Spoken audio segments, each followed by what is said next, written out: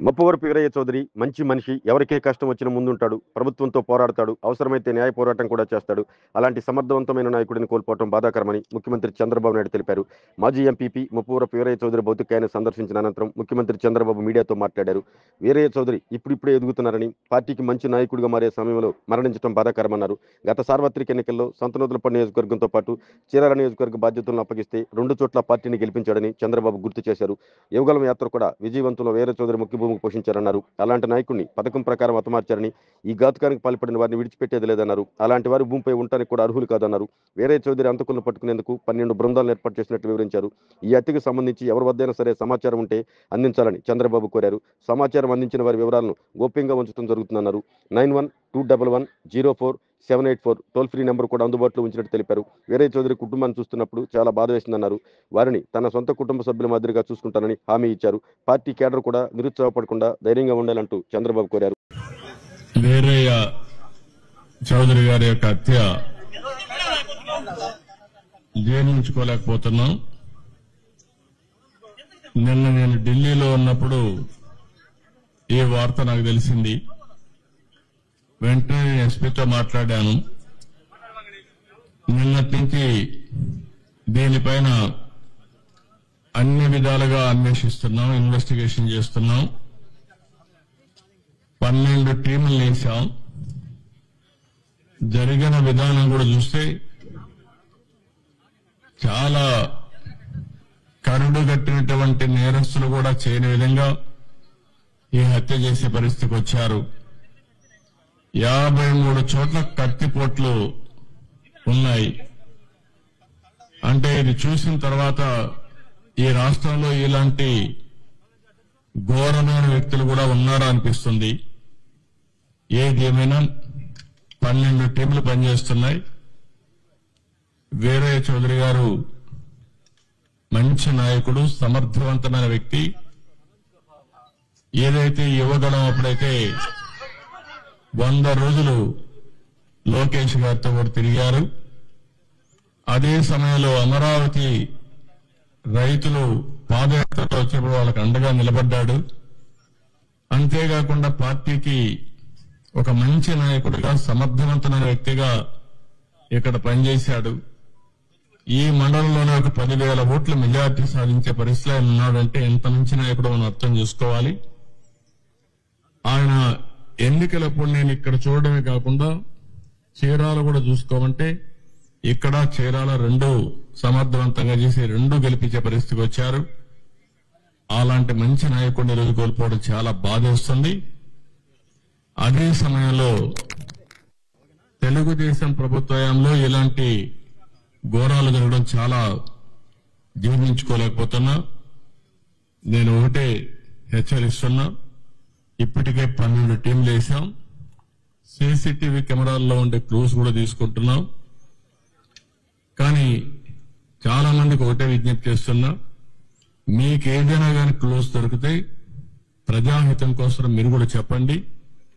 ఈ రోజు కాకపోయినా రేపైనా సరే ఎవరైతే ఇలాంటి తప్పుడు పనులు చేశారో వాళ్ళని పట్టుకోవడం 100% చేస్తాం. అది చేసే వరకు వదిలిపెట్టనని చెప్పి ఈ రోజు ఇక్కడ మీ అందరికీ తెలియజేస్తున్నా.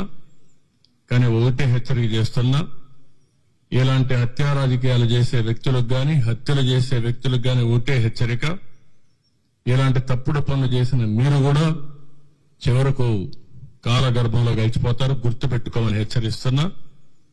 అంతేకాకుండా ఈ విషయంలో చాలా స్పష్టంగా వాళ్ళ కుటుంబ సభ్యులు కూడా ఒక నమ్మకం ఇచ్చాను. వాళ్ళకి ఏమాత్రం కూడా భార్యను చూస్తే ఆవిడకి విషయాలు ఏమీ తెలియవు. అంటే రాజకీయాలు మాట్లాడలేదు, బయట జరిగే విషయాలు ఏం తెలియవు.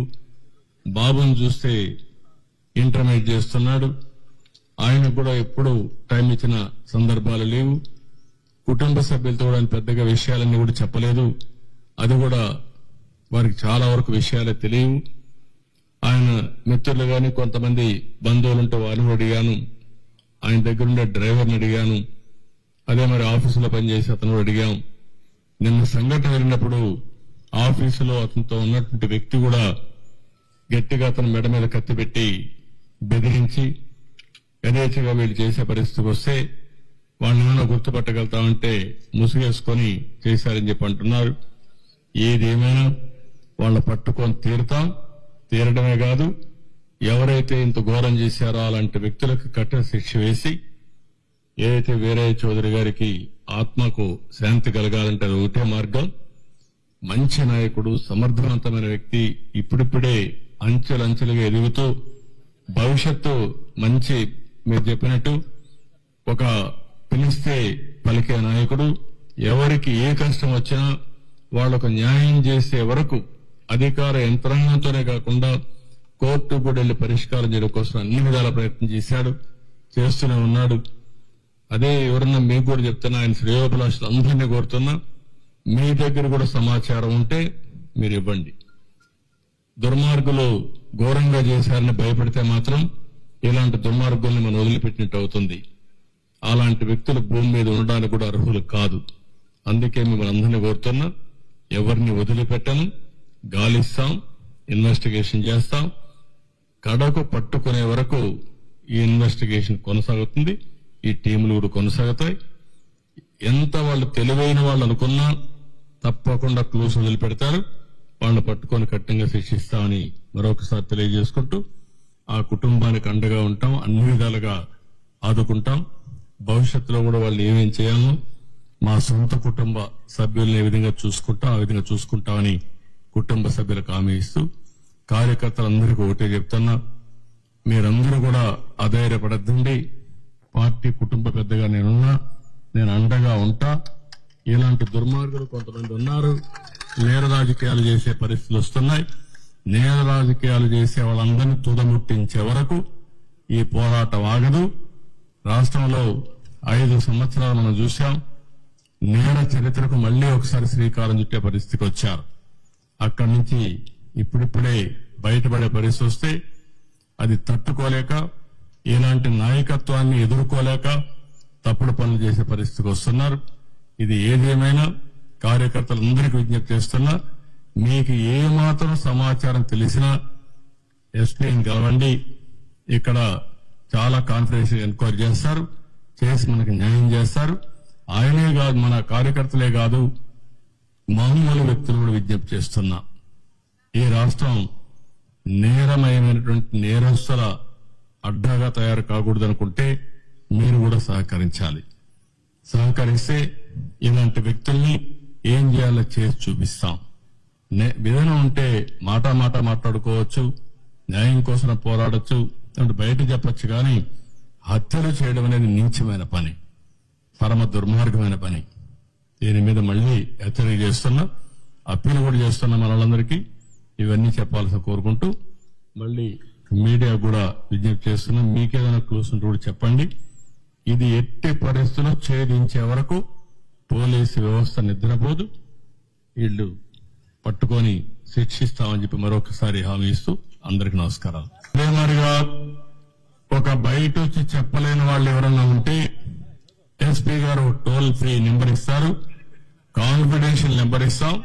ఆ నెంబర్కి గానీ మీరు ఫోన్ చేసి మీకు తెలిసిన సమాచారం తీసుకుంటే మీ సోర్స్ ఆఫ్ ఇన్ఫర్మేషన్ కూడా బయట పెట్టకుండా మేము పట్టుకునే కార్యక్రమం చేస్తాం. దయచేసి వారికి కూడా విజ్ఞప్తి చేస్తున్నా, ఈ రోజు అనౌన్స్ చేస్తాం. ఎస్పీకి చెప్పి ఆ టోల్ ఫ్రీ నెంబర్ కూడా పబ్లిసిటీ ఇస్తాం, అనౌన్స్ చేస్తాం. నేను అన్ని కోణాల్లో ఆలోచిస్తున్నాను. రాజకీయ కోణం, ఇలాంటి వ్యాపారం, ఆయన ఎదుగుదల జీర్ణించుకోలేకుండా ఉంటే అలాంటివి అన్ని కోణాల్లో ఎగ్జామిన్ చేస్తాం. నేరస్తుల్ని అన్ని కోణాల్లో మనం చూస్తే తప్ప, ఒకవేళ వీళ్ళే చేశారా లేకుంటే హైడ్ గుండాస్ అనేది ఇచ్చారా, అలాంటి ప్రొఫెషనల్స్ మీద ఇచ్చారా అనే కోణం కూడా ఎగ్జామిన్ చేస్తున్నాం. ఏ కోణం కూడా వదిలిపెట్టాం. నేను ఒకటే చెప్తున్నా, నేను ఇక్కడికి వచ్చి చూశానంటే వాళ్ళు గుర్తుపెట్టుకోవాలి, వాడు ఈ భూమిలో ఎక్కడ దాంకున్నా ఎక్కడున్నా వాడిని పట్టుకొచ్చే వరకు వదిలిపెట్టాలని మరొకసారి హెచ్చరిక చేస్తున్నాం. దాన్ని ఎట్టి పరిస్థితిలో వదిలిపెట్టాం. ఏం చేయాలో చేసే వరకు, ఛేదించే వరకు వదిలిపెట్టాం. ఇది టోల్ ఫ్రీ నెంబర్, ఇది 9121104784. మళ్ళీ రిపీట్ చేస్తున్నా, 9121104784. 04784. ఈ నెంబర్కి ఎవరు ఫోన్ చేసినా మీ నెంబర్ని కాన్ఫిడెన్షియల్ గా పెడతాం. నేను ఒకటే మళ్ళీ చెప్తున్నా, నేను ఒకసారి తలుచుకుంటే ఏం చేస్తానో మీకు అందరికీ తెలుసు. ఇది లాజికల్ గా తీసుకుపోయే వరకు వదిలిపెట్టు.